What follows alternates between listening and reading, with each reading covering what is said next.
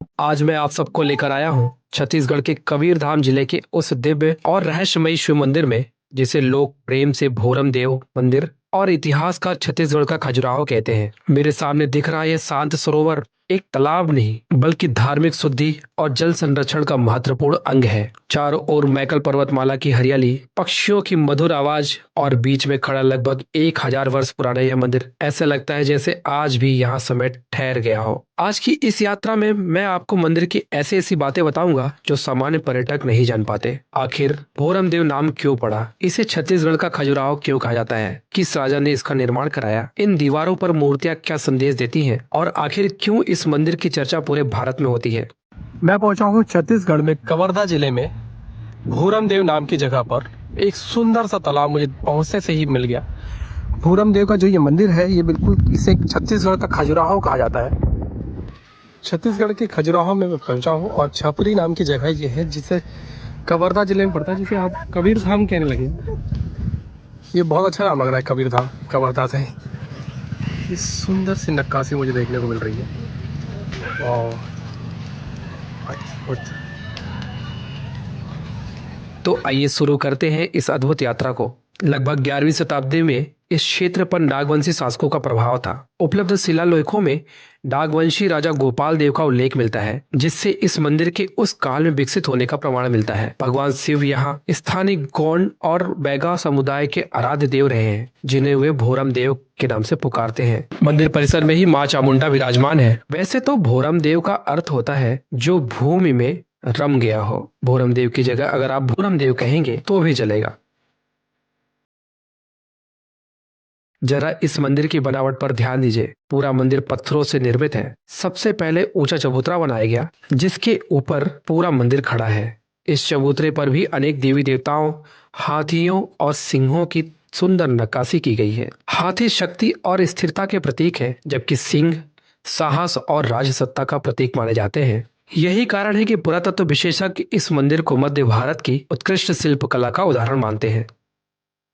जैसे ही आप मुख्य गर्भगृह की ओर बढ़ते हैं, आपको चारों ओर पत्थरों की उकरी गई ऐसी मूर्तियां दिखाई देती हैं, जो केवल धार्मिक नहीं बल्कि जीवन के गहरे संदेश को भी दर्शाती हैं।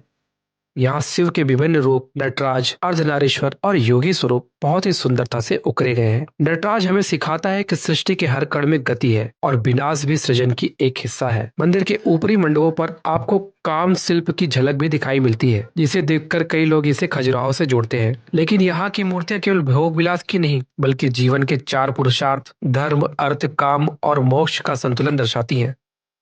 सारी है ना तोड़ा। अच्छा।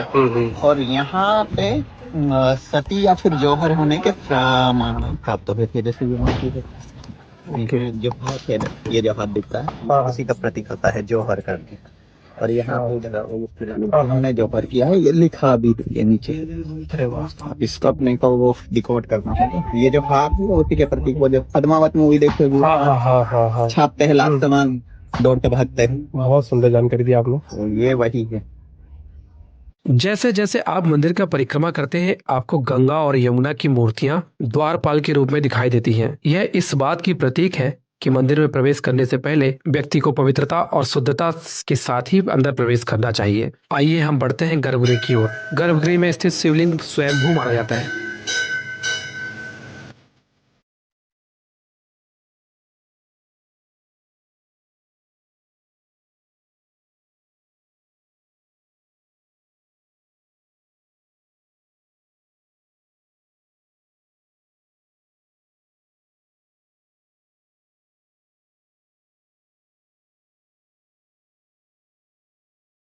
सारी मूर्तियों को तोड़ दिया गया है।